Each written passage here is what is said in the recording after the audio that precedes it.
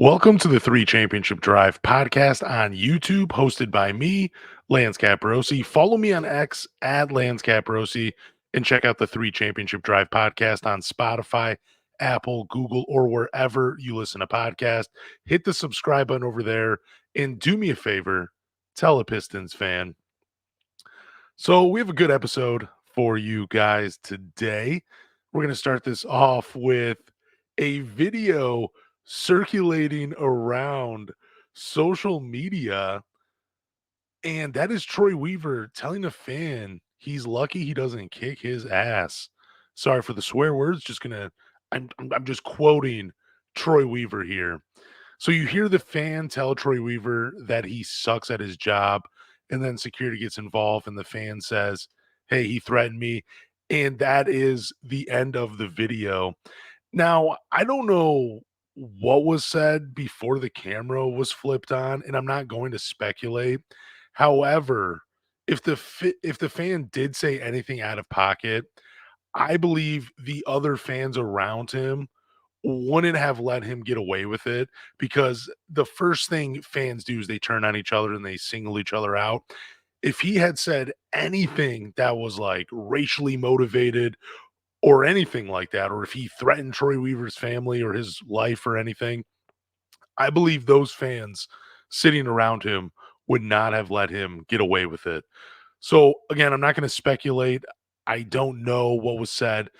But now, when I was doing some research on this, supposedly the fan repeatedly told Troy Weaver, "We got to do better." Now, I don't know if this is true. That's just stuff I found online when other fans were sharing their account of what happened that were nearby the situation and could hear the conversation between the fan in the Red Wings uniform and Troy Weaver. Now, if all the fan said was, "We got to do better," then Troy Weaver is way out of line and he has to do better. It's completely inexcusable to threaten a fan the way that he did. Like, you are a representation of the Detroit Pistons and the NBA. Now, threatening a fan because they were showing dissatisfaction with the roster you've built is ludicrous. It's just absolutely crazy. And again, Troy Weaver should probably come out and, say something. I would have to imagine that might be in within the next few days. So anyways, I do have an update, and this comes from Larry Lage of the Associated Press. A Detroit Pistons season ticket holder named Jeff, I'm not going to give out his last name. You can read the article if you want to find that out. Told his account of the incident. He said the guy in the Red Wings gear approached Troy Weaver twice during the game before he was escorted away by security.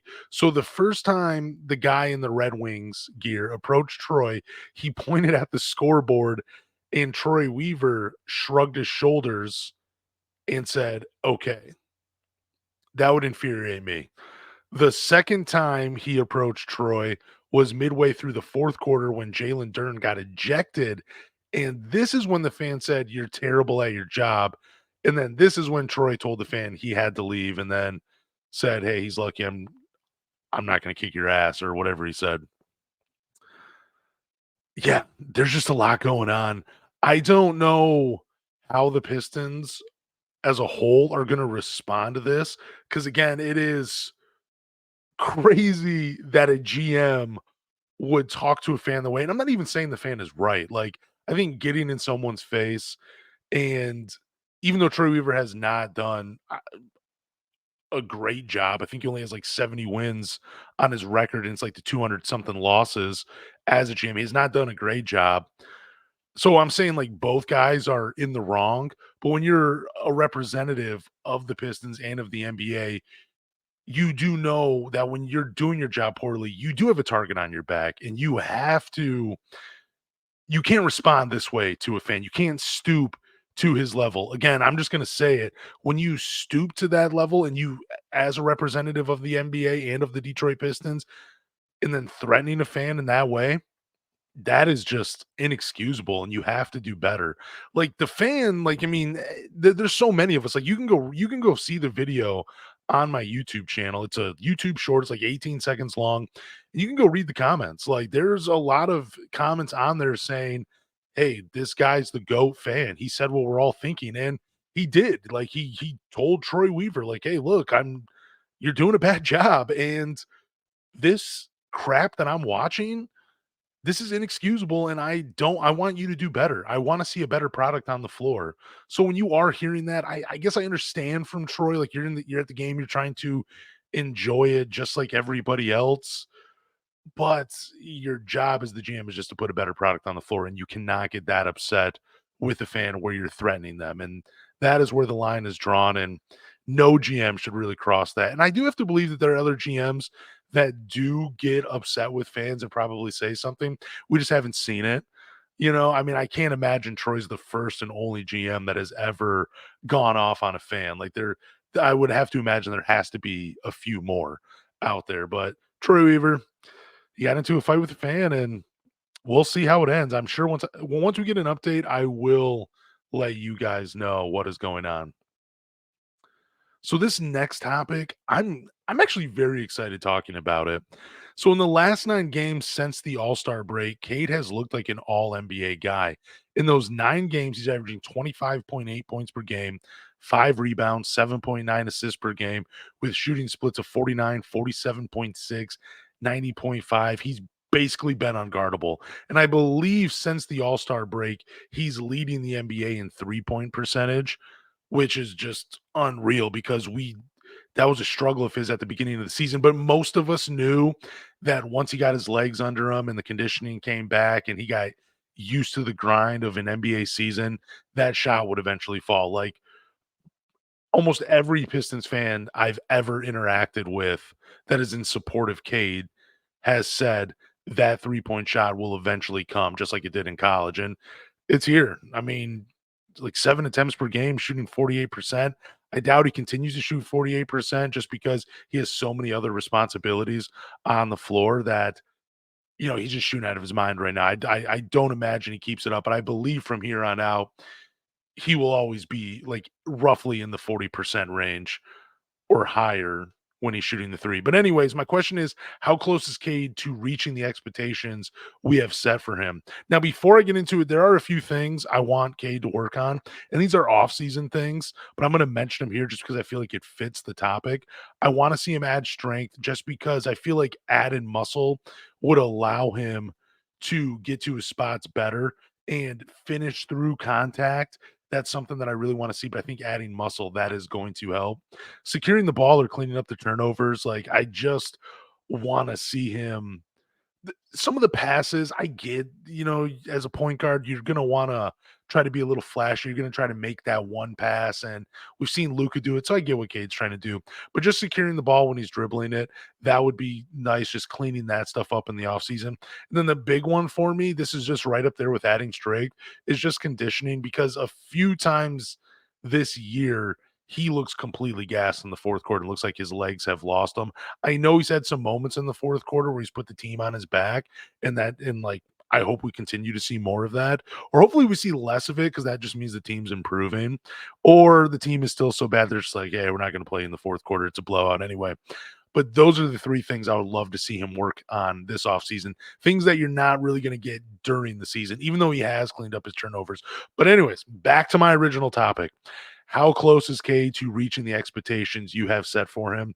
He is super close to the selfish expectations I have of Cade.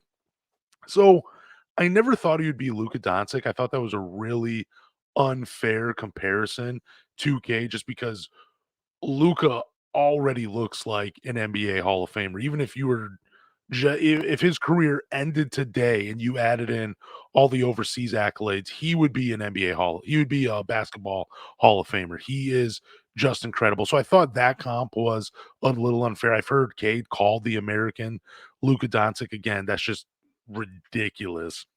You've heard me on this podcast comparing to Joe Johnson. And when I think about it more, I still do like that comparison when you watch those 2 players on the floor. But I think that might be setting the expectations for Cade a little too low when you're talking about the overall of his career. Joe Johnson was a multiple time All-Star, only made 1 All NBA team. He was considered a very good player during his time, but he never got the hardware or the accolades to really cement himself as being one of the best players in the NBA at his position. And that's why I think it changes with Cade. So my expectations for Cade, and I'm going to bring up a third player, and it's going to make sense when I get done with it because I think even though this player's career was cut short due to injuries, I think the way it aligns with what he had achieved in such a short amount of time, that's what we can expect from Cade going forward. And what I expect from Cade is I'm not going to say an MVP candidate because there's just, you got Victor Wembanyama now, you have Shea, Gilgeous Alexander, Kevin Durant, Devin Booker, just I'm sure I'm blanking. Luka Doncic, just a hand Anthony Edwards to name a few. Those guys are really can't believe I said Kevin Durant, Devin Booker, because it seems like even though those guys are great players, Kevin Durant definitely matches up with those guys. But those other guys are really like becoming the face of the NBA, and they're going to get more MVP consideration than Cade. That is not a slight on him. It's just you're playing in Detroit. I don't think Detroit's ever had an MVP throughout their entire franchise history. I don't expect that to change. I don't expect it to change with Cade Cunningham. So, anyways, I don't expect him to be an MVP candidate. I do expect him to be a multiple time All Star, and I expect him to have multiple All NBA teams on his resume when he's done. So that's why I'm comparing him to Brandon Roy. Like, I think this is a pretty fair comparison. I think it's pretty great too, as well. And I'm just tooting my own horn. So, before Brandon Roy's career was cut short, he was a three-time All Star and made two All NBA teams, a second team and a third team. He also got an incredible blessing from Kobe Bryant, who said he was one of the toughest players to defend in the NBA. Now, like Brandon Roy and Cade Cunningham, the similarities are neither of these guys are particularly great in one area. Like I remember JJ Redick talking about you have to be elite in two areas to succeed in the NBA. I think there's an exception to that rule, and the exception is Cade and Brandon Roy, where you can't point to two things they do on the floor where you're like, that is just absolutely elite. Those guys are that is their bread and butter. That is the thing they do better than anybody else. But instead, what you got into both these players are they're very good in like every aspect of basketball. And that's what made them great was just that they were just so hard to stop because they could hurt you from so many ways, but also they could just do everything on the floor, whatever you ask for them. Plus, they're both pretty unselfish, and I just love the comparison. So that is it, and that is why I think Cade's career will align with Brandon Roy's, other than it being cut short due to injuries. I just think the trajectory that Brandon Roy was going on already being on 2 All NBA teams within his first 4 seasons. I think he did it in his first 3. No, his first 4 because he had the 3 All-Star appearances starting in his second 3 All-Star appearances starting in his second year, and then the 2 All NBA teams came after the first All-Star appearance. So yeah, I just think that's what we're looking for at Cade. And I think the way he's playing right now through these last 9 games, the 20, we're going to round up the 26 points a game, the 5 rebounds, the 8 assists, shooting 49, 48, and 91% from the line. He's becoming unguardable. I think this is the next step for him to hitting those expectations, being a multiple time All Star and making multiple All NBA teams. And that's the level I expect for him to play at going forward. And it's just been incredible to see. The Detroit Pistons have officially been eliminated from the NBA playoffs. I'm surprised it took this long. I knew it wasn't happening during the record-breaking losing streak to 28 games. Like I had no hope whatsoever like after that happened where I'm like, you know what? They lose 28. Maybe there's a chance to make the playoffs. I just never thought that was going to happen. I think like, after they hit 10 or 12 games, I was like, "Oh, this is a lost season." They're not doing anything that I expected them to do. And my expectations for the Pistons were to be in the play-in. I thought they were gonna have a 15-game improvement. That's what I thought Monty was gonna bring. Like, it's just absolutely absurd thinking about what my expectations were for this team and what they've done during the season. It's just crazy. But I keep thinking about the last time the Pistons made the playoffs. That was the year Blake Griffin made All NBA third team. Man, still dealing with some stuff. But that was the year he made All NBA third team. It just how much I miss that playoff atmosphere. As a fan, I want to have that again so badly. And then I think about the 2015, 2016 year where they lost a 4 to the Cavaliers. And I think back to those playoff moments, that that's when like the arena was just absolutely packed with people. It was crazy. The atmosphere was just insane. I thought that's when the Pistons had turned a corner. We're like, yes, multiple playoff appearances again. Here it comes. I was spoiled as a young Pistons fan because I grew up during the going to work squad, and that was the team that I watched religiously every single game, watched every playoff game. I had so many posters. I got the championship DVD. I got little signed pictures that I bought that I don't even think are real autographs, but I got them hanging up somewhere. And that was the team. I was spoiled with all those playoff appearances. And I promise you, if the basketball gods are listening to me, I will never take it for granted ever again. I will never take it for granted. I don't care how many times they don't get to the NBA finals. I don't care how many first round losses they have. I will take that any day of the week than what we have right now. So while I'm thinking of them not making the playoffs, in a while. I'm also thinking about when the Pistons might make the playoffs again. And for the life of me, I can't bring myself to say, you know what, we're just a couple seasons away from making the playoffs. I just cannot bring myself to say that. And the reason is because I don't see it happening under Troy Weaver and Monty Williams anytime soon unless they make huge improvements this offseason. I just don't see it happening. So as long as those guys still have a job in Detroit, I don't know. It might be 4 years from now. That would be my guess. Again, unless they make huge improvements to the roster. Now, if they bring in someone like Tobias Harris and we see a lineup of Cade, Ivy, Harris, Asar, and Duran with Isaiah Stewart, Fontecchio, and Grimes and Sasser coming off the bench, dude, I might get excited and I might say, dude, you know what? Maybe they do sniff the play in. Maybe they do get there. I don't know with Cade playing out of his mind. But until I see some major improvements this offseason, I'm going to say it's going to be a few seasons before we see the Detroit Pistons in the NBA playoffs. And I'd be willing to bet that we don't see it in Troy Weaver's tenure. I would be willing to bet that even though I said I don't see it happening with both of these guys having jobs for the Detroit Pistons, but I could see it happening if one or the other was gone. But I definitely see it happening if Troy Weaver is no longer the GM. Because if you get veterans around Monty in like a Chris Paul type like player, dude, he might have a shot in the dark of making the play and then eventually get into the playoffs. That seems like an easier thing to happen than Troy Weaver building a consistent winner in Detroit.